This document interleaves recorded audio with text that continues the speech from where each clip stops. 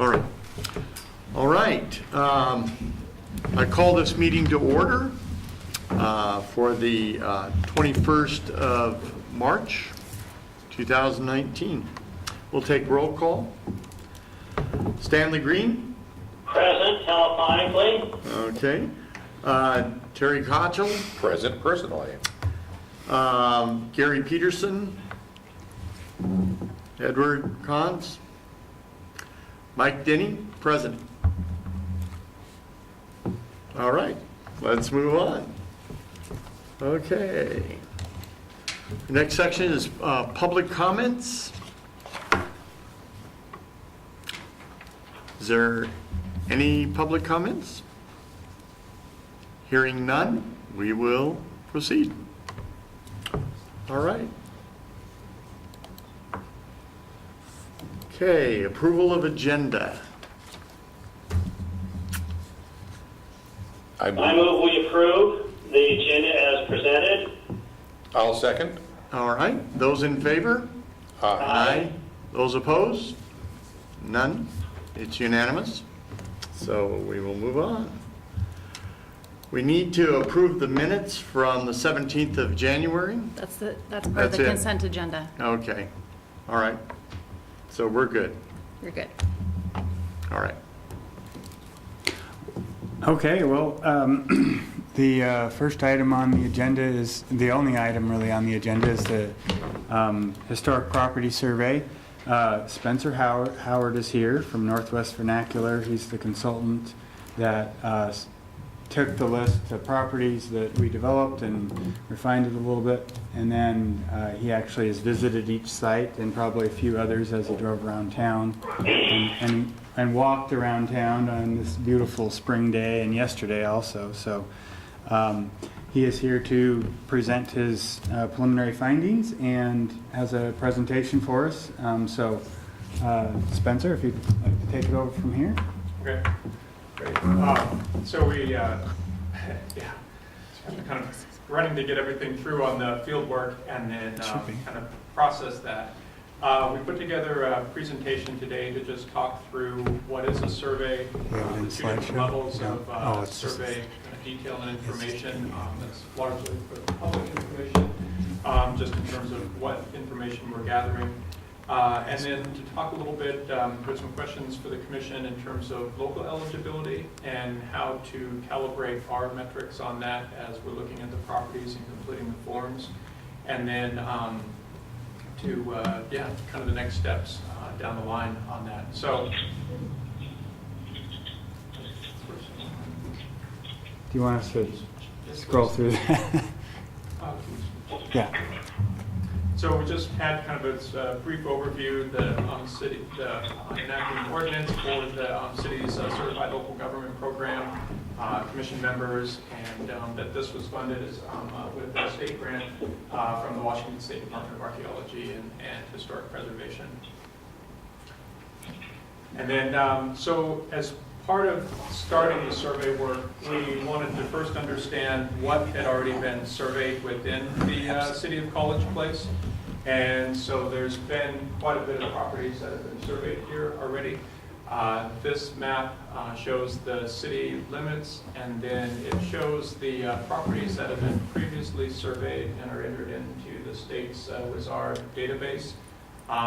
The properties that have a red triangle are properties for which the state has made a formal determination of not National Register eligible. They could still potentially be local register eligible, but they're not recommended as National Register eligible. And then the green dots are properties for which the State Department of Archaeology made a recommendation that they could be and that they are National Register eligible on an individual level.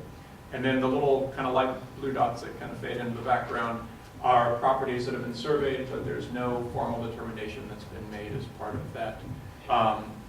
So most of the areas that were surveyed were their commercial core, as well as residences.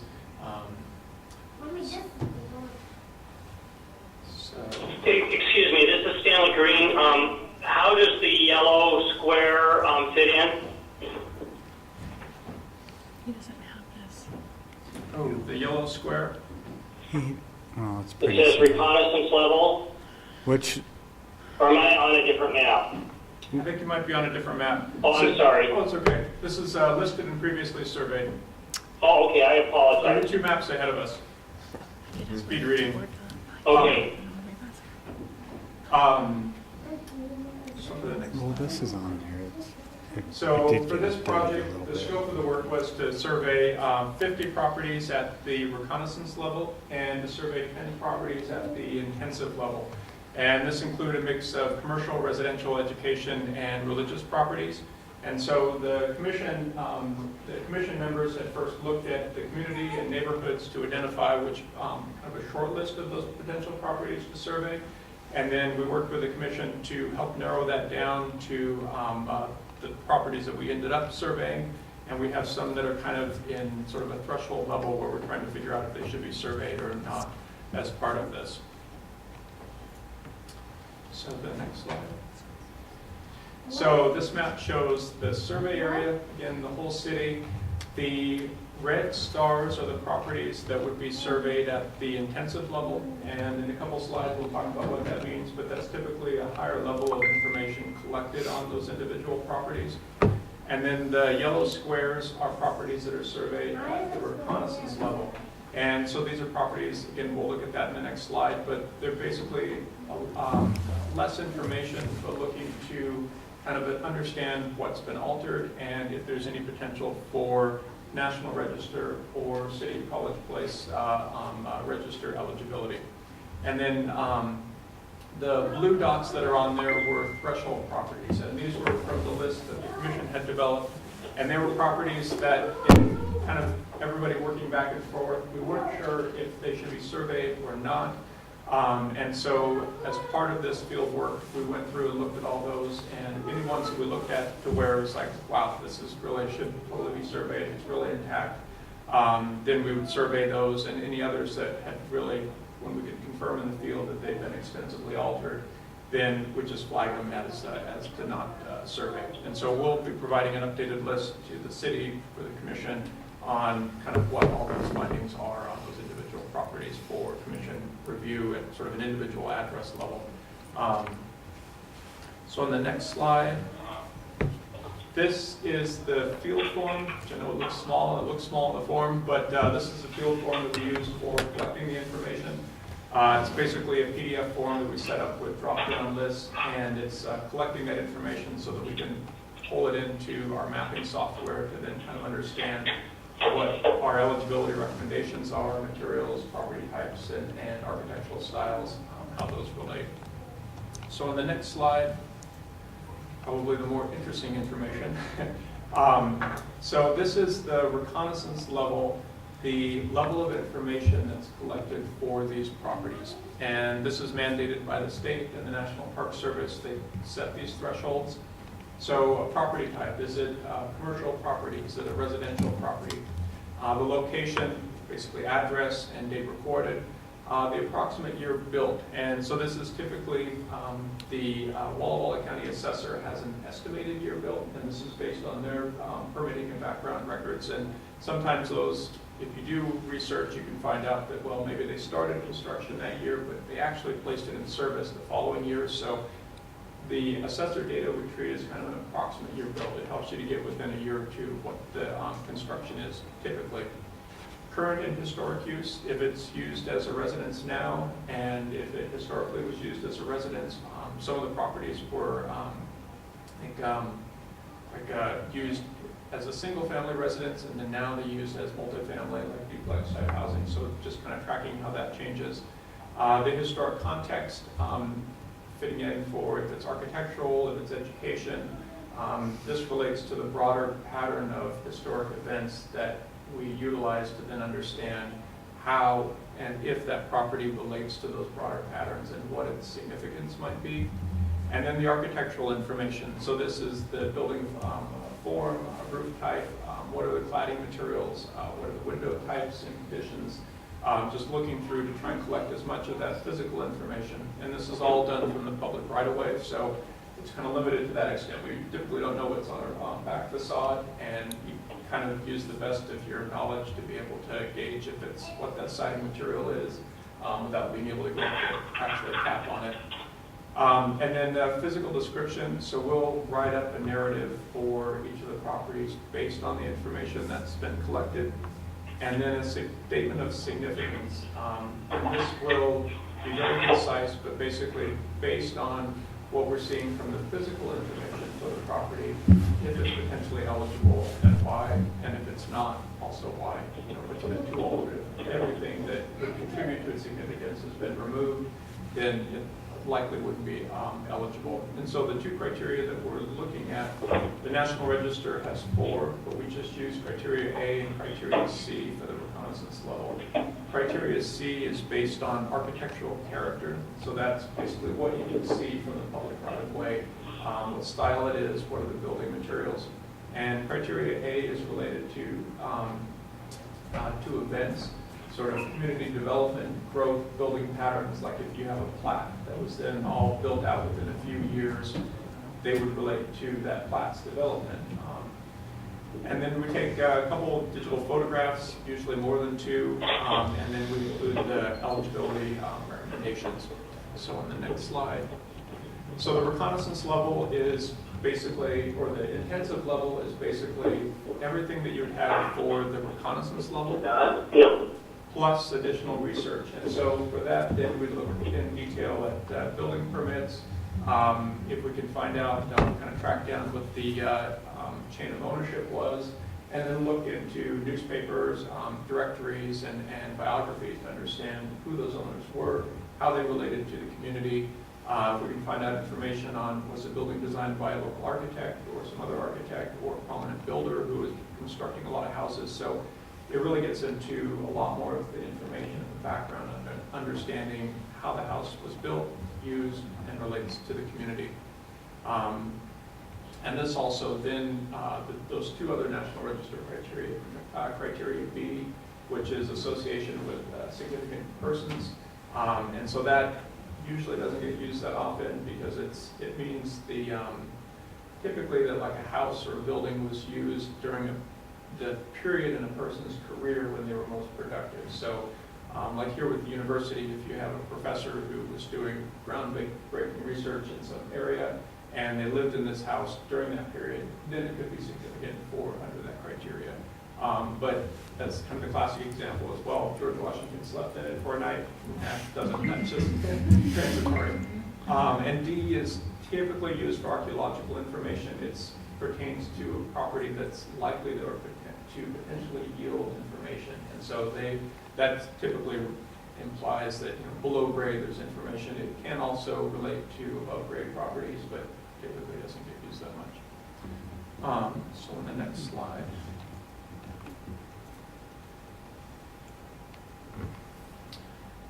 So this is, I think, partly a question for the commission, and which doesn't necessarily, looking for an answer now, but we kind of wanted to lay out some of our thinking on this and then be able to have time for the commission to think about it and then get direction from the commission on how we should dial in our criteria relative to local register eligibility.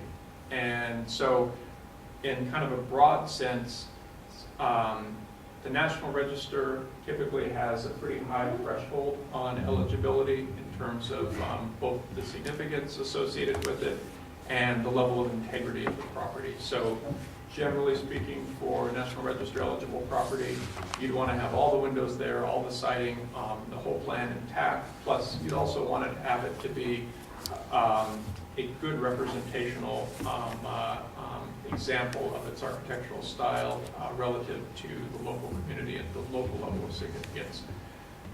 For local registers that are managed by the historic commissions, historic preservation commissions, the commission then has the potential to have a little bit more flexibility on the level of alterations that are allowable and for the property to still be eligible for local designation.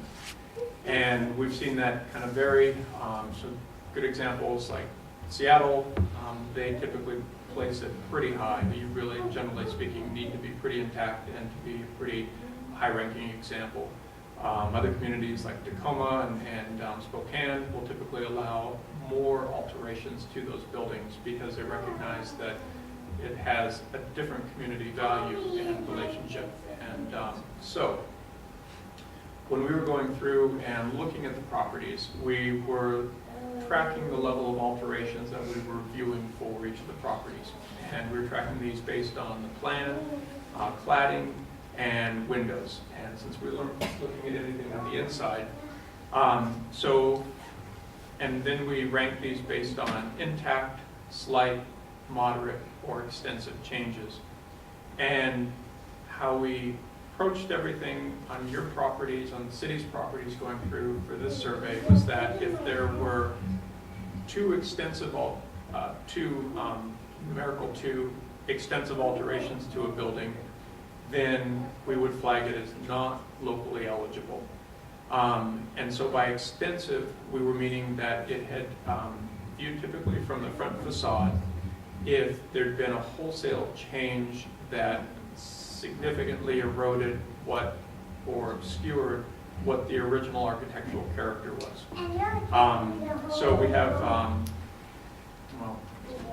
so as an example of that, of extensive, like for plan, would be a front addition or a side addition that projected out under the front facade. Typically, we didn't see a lot of plan alterations, or most of the plan alterations were minor or typically towards the rear of the buildings. The two areas that we saw quite a bit of alterations in the city were windows and cladding. And so on the windows, typically if it's extensive, we treat it that all the windows have been replaced. Usually all of the casings have been replaced as well. And typically the operation of the window has changed as well. So in the photos up there, the upper left one, I realize it's kind of small, but that was an example where that house we were recommending as locally eligible. Everything's intact. All the stucco has really neat barge boards, a great entry, but the windows have all been replaced. And Excuse me, I'm sorry, what slide are you on? slide 9. Stanley, you probably don't have the updated slide. It was just finished and we didn't get it on to board docs. Okay, But we'll get it on there so you can see after the meeting. okay, thank you. And we'll provide a write-up of this to the city and to kind of summarize this so that might make it easier to see this written out, have some examples, and then to see how the commission wants to approach it. But so the upper left, so that window opening, that large one now that has sort of a fixed upper sash and then kind of two small lower, probably originally had a sort of single large fixed with two narrow side lights on the side, or might have been two 1/1 windows, but a very different configuration from what it's been changed to. In contrast, the property on the upper right, which is it's a pair of lovely multifamily buildings. On those ones, everything's intact, except all the windows have been replaced out with 1/1 vinyl windows. We were still recommending it as potentially locally register eligible because the windows, they used a simple 1/1 design. It's operable.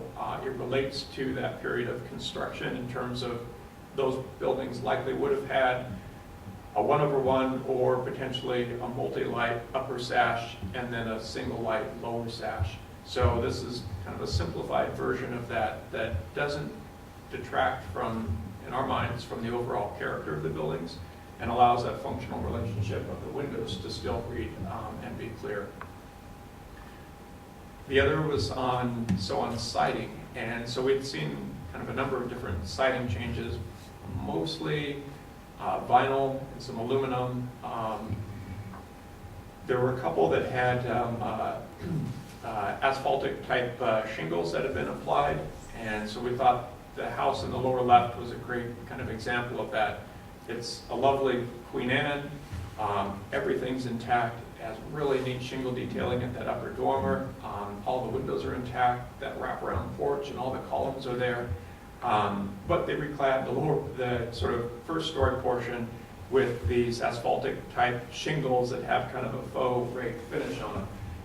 But we were still recommending it as potentially local register eligible because we thought that those shingles didn't detract. You could still read all the other characters. You still looked at it and you know, okay, that's a Queen Anne. You can read the porch, all the other detailing. And it didn't really, it kind of faded into the background on the building. So the last one was kind of a group of sort of a U-shaped multifamily housing. And on that one, all of the siding had been replaced. It was like a drive-it type, had expansion joints, and all of the windows had been replaced. They were compatible window design, 1/1 vinyl, but that was one where we were recommending it as not potentially locally eligible because it had had too substantial or too extensive alterations. So we'll kind of package these type of this metrics up for the commission and kind of get your feedback on how we should calibrate that. And then once we know that, based on the data that we've been collecting, we can go back through and kind of update our recommendations on the individual properties to match how the commission wants to approach local eligibility. Are there any questions on this? Yeah, I'm just curious. Does roofing, type of roofing take any, do you look at that at all?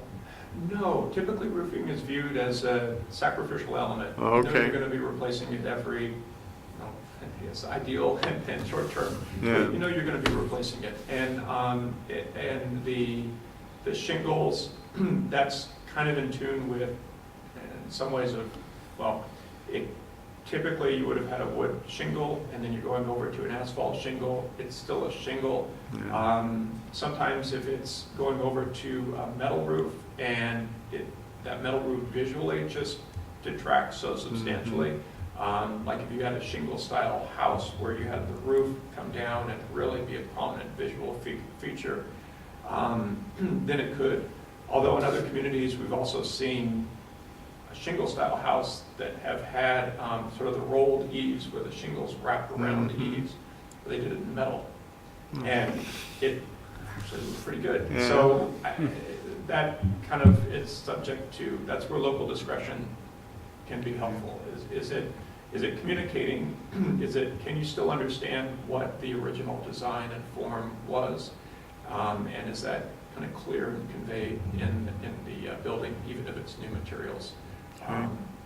So, and we've seen that sometimes too with lap siding getting changed out to fiber cement board, which still maintains the exposures, the widths, and generally speaking looks very similar to the original lap siding, but is a new material. So, So the lower right looks like the vet's court. And as I recall, those were moved in there. Those buildings were moved in there from the air base in the 50s. oh, interesting. Yeah. And My so, parents lived in them. so they had stucco on them, Yeah. and then recently, I don't know, a couple of years ago, they were Yeah. reclad with an EFIS style, and then the windows were replaced at that time as well. Excuse me, this is Stanley, and I'm not seeing that photograph, but the vet apartments were removed many years ago. Faculty Court, which is at the northeast corner of Ash and Whitman, was built in the 1930s and remodeled a few years ago. Are you looking at photographs of Faculty Court? Yeah, It may I think be. that's what it is. It's the same general area. Well, the Vets apartments were about a block east of there, but very different. The Vets apartments came from the McCaw Hospital Right. from World War II, whereas Faculty Court was built in the 1930s for single faculty members. Okay. Well, I just remember these as having board siding years ago. Yeah, there was a major remodel Yeah. on Faculty Court, which again is at the northeast corner of Whitman and Ash. There was a major remodel maybe 3 to 5 years ago. Okay. Okay. And so once we get everything kind of dialed in Yeah. terms of the calibration, we'll update everything, do the forms, and then the drafts of all the forms will come to the commission for review as well. So there's a couple chances in that period too, to where if the commission knows that there's background significance that would push that up in eligibility, to be able to make those changes and to get that in through that process. So the next slide. So this is just kind of letting you know that we will be following up in the same way that we had a list of properties of the reconnaissance, intensive, and the threshold. I updated our maps when we were going through doing the field work, and have been updating our GIS map with that. I realized about 5 minutes before 4 o'clock that trying to package that up and convey it would be a list of addresses, and would probably be more confusing than it would be helpful in that. And we also, as we were going along, identified some other properties that had high levels of integrity that we were seeing that were next to them. So I think if it's okay, we'd like to go through and kind of finalize our information, make sure it's updated, and then we can check our counts with some of these other properties that might be out there, and then provide kind of, see if some of those other properties might merit picking up instead. When you say finalize information, to what information are you referring? Our, the list information for the reconnaissance and intensive and threshold level. Okay. So we have been, as we were surveying, there's at least one of the intensive levels that I think we would recommend be dropped down to reconnaissance. There was at least one of the reconnaissance that we saw that should definitely be up at the intensive. There were a couple of the reconnaissance ones that we think might be worthwhile to drop off and not do a form on. And there were some threshold ones that definitely should have a reconnaissance form done on them. And then lastly, there was kind of a list of properties that we were seeing that weren't on any list, but were really intact. And so we'll just pile those together. If there's any that seem like they should be part of this survey, we'll make that recommendation. But at the very least, we just wanted to make sure that the commission and the city had that list of those properties, then kind of looking ahead. So at what point, so I want to be clear, so you'll be sending us some revised lists, and based on our action on those revised lists, that will determine the properties that will get the intensive review. Is that a correct understanding? That is, yes. Thank you. You're welcome. So Spencer, when do you think you'll have this revised list, and are you thinking that maybe we'll do a conference call in at the next meeting to kind of go over things with the commission and get their recommendation then? Yes, please, if that would work, that would be fantastic. And I know while this is all fresh in my mind, I'd like to get the list put together next week at the latest, and have that updated list back to the city, back to the commission, so that there's plenty of time to look at it. Do you want to get some feedback from the commission now on, in terms of the how you, direction for you on how to categorize what's acceptable? You know, are we looking for pristine properties, or is it okay to have one or two modifications, or do you need that type of feedback? No, I don't No? think so. Okay. I think for shifting properties around on the list, it'll be, I think it's better if I kind of take sort of a moment of reflection and just kind of sit down with the field work and the information and just kind of go through it, and then be able to package that up. And for the city register eligibility for those thresholds, I think it's pretty easy for us to be able to kind of switch levels on that, and it really doesn't affect any of our background and form development work on any of those. It'll just be kind of clicking a box, yes or no. so that there isn't any urgency around that. Okay. Great. All right. So in the last slide, so this is just kind of a recap. So we will take all the properties that there's no questions on and be working at the physical descriptions. We received scans of all the building permits for these properties, and so we've already integrated those into a Word document for each of the properties, kind of chronicling the alterations and any known builders and firming up construction dates for properties, especially for ones that were constructed in the 1960s.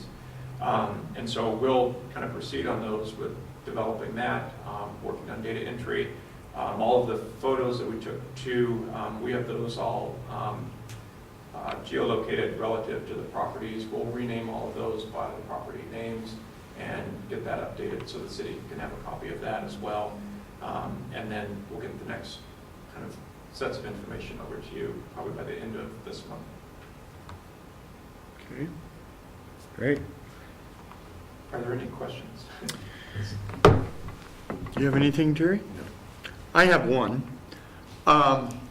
So when you have a structure that has hit the intensive list and it is being described, I'm assuming you put a physical description, you just said that. So when that's happening, and I'm just wondering, does one building cause you to look at the neighborhood overall again? I'm just curious. Do you review that block, or do you review the house on either side? Because I'm going to guess they were all built about the same time in this town. It's yes, it does. Okay. There are patterns that have been coming up that have been kind of interesting. I know we'll have some questions on those. One that was kind of right at the top of our list was stucco. There's so much stucco in the city, and it's like, that was amazing. And the stucco comes down and it kind of wraps in sort of a curve down into the foundation. Mm-hmm. That stucco's thick. I mean, that's projecting off like a good 1.5 to 2 inches on some of those, Yeah. and that's not something that we've seen before. And so that we kind of made a note of that was popping up in a lot of the houses. There were a couple that didn't have that. They had the stucco that just went straight down to the foundation to grade and didn't have that transition at the base.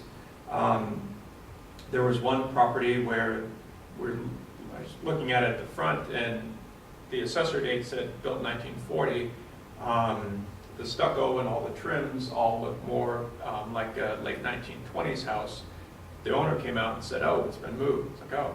So we went around and looked at the back, and yeah, sure enough, it's all up on concrete block, and there's a walk-in basement. And so those things. And then that Queen Anne too, there's another one that looks almost the same, just 2 blocks down from that house as well. It has more alterations. We surveyed it as part of this, so we'll kind of look at those and see if there's any commonality of builders that are in there. Yeah, I think some of the highlights have been one general, the commission selected a fantastic cross-section of properties. It's really been quite interesting. I think some of the highlights, the 575 Northeast Spitzenberg property that's up sort of on the north end of the city was fantastic. At that and its garage in the back and the whole concrete driveway that loops around the back, and it's like everything's there and intact. It was just absolutely stunning property, and that one was absolutely National Register eligible individually as well as local register eligible. It was a really neat property. There was also residence 424 Southeast Scenic View Drive, which was a really nice ranch that had the most unusual aluminum grillwork over the picture windows and some of the side windows, beautiful metal railings that were coming out from the entrances, and an multiple number of entrances, and kind of an interesting form and configuration. And and That's the nice hand. brick work as well, so it was a really neat one.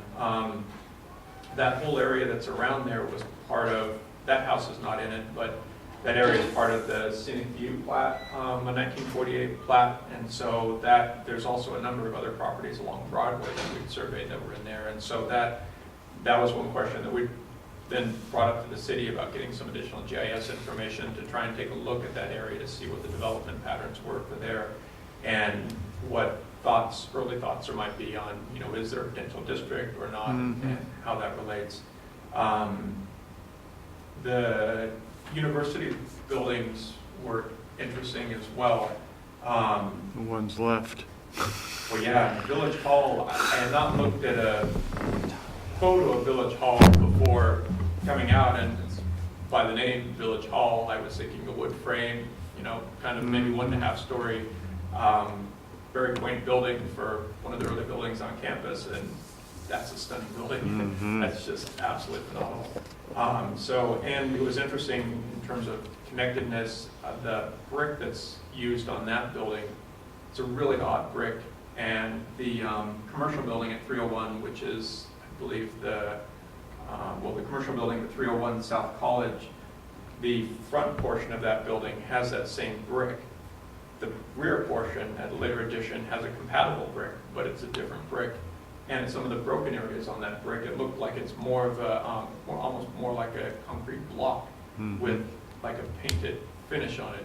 It is really, so we haven't quite sorted that out yet to understand what the material is, but that was really interesting. Excuse me, this is Stanley Green. So 301 was originally a bank. Ah, okay. That's fantastic. I was just making a note. And everything else since then. Yeah, yeah, it's very intact. I mean, all the windows and the storefront's been changed out to an aluminum door and side lights, but everything else is intact. On the campus too, the music hall, the music pavilion. I forget the Melbourne Fine West. Arts Center, yeah. Thank you. Yes, that was.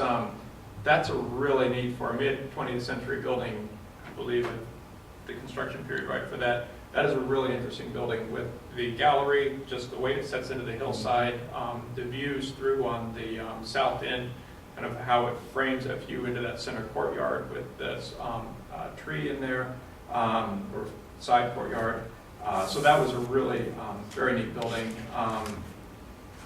Yeah, and the powerhouse too, even though it's had kind of the additions, but the core of it is really was really fantastic with the steel sash windows and the with that multicolored brick.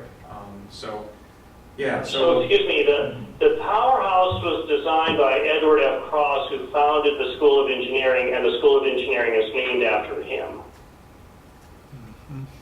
Great. You should see the tunnel system under there. My father shoveled coal in that building in 1943. And I have a question. Would you consider the Melvin K. West Fine Arts Center to be an example of brutalism? No. Okay. No. It's the Evergreen State College, if you want a college campus with a fantastic example of brutalism, that's probably that's probably the best example in the state. Yeah, I've been there. Okay, great. Yeah, this doesn't, I mean, I'll check with my colleague, Katie Pratt. She's a lot better on architectural styles than I am, and we will, I forget what we identified it as, but no, just the way they parged over, I believe if I remember right, they parged over the concrete. I mean, it's not leaving the concrete as an exposed element. It's not quite that dramatic and forceful of a presentation. And the use of some of the exposed aggregate panels, the oversized brick, it blends in really well within the campus setting in a way that a brutalist structure wouldn't. The massing it just seems different. So. Okay, thank you. Mm-hmm. So by chance, did you look at the college church? The The big church. spiral The newer church. one, yeah. Yeah. Yes, we surveyed that, and yeah, that's a fantastic building. It's interesting that they used common bond brickwork on the main church body, Mhm. even though at its time of construction, you wouldn't use common bond, it would have been all veneer. The wings, and so we still need to kind of sort out how the children's wing and then I believe the west wing. Yeah, there's The west wing has new windows and kind of the brick is similar, but it doesn't have that common bond. So we still have to sort that out a little bit. But yeah, certainly it's a fantastic building. Does the fact that it has the largest pipe organ in the state contribute? Yes, well,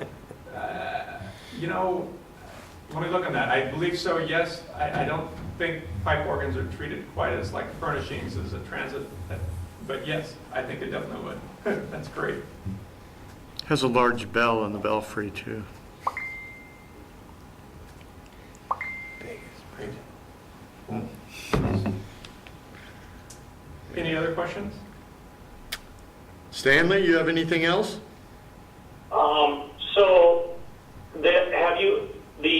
For some of the older buildings, if you go to the Walla Walla University library archives, you'll find historic photos. So you can probably find historic photos of Village Hall, for example, and some of the other buildings, if that is of interest to you. But like our family has a photo of my grandparents and aunt on the steps of what is now Village Hall when it was a church in 1920, and there's almost no change. That 1920 photograph could almost be recreated with people in costumes today. I bet it looked extraordinarily intact. I mean, yeah. And did you look at the church at the northeast corner of Ash and 4th Street? Yes, oddly I did. And I had that flagged on my notes that as a question mark to bring up to the commission. That seemed very intact, other than the front entry, like the door coming into it, but the whole kind of enclosure, the rest of the church, the windows, the diamond light, upper sash, it seemed, that was an interesting building. It's owned by a gentleman connected to the college. Oh, Yeah. great. Narrowed it down, thanks. Yeah. There was a goal at one time to make it a pizza parlor, Oh, but it didn't happen. So, But he did put a new roof on it several years ago, so it has preserved it. oh, yes, that's fantastic. yeah, That's really good. so, Yeah, there were a couple other very intact houses just to the west of that to the west of that church as well. And then there was an odd agricultural building at the southeast corner of Southwest 10th and I believe and Birch Avenue. Right. Yeah, semi-buried. Ah, yeah, half home. Yeah. great. So, okay. You have anything, Terry? No, I think I'm done. All right. Thank you very much. You're welcome. Yeah. All right. You have anything else? Nope, I don't think so. All right. So we'll meet again. We'll have Looking forward to the next Spencer call in at our Okay. next meeting, but yeah. All right. All righty. At that, we will call this meeting adjourned. Great.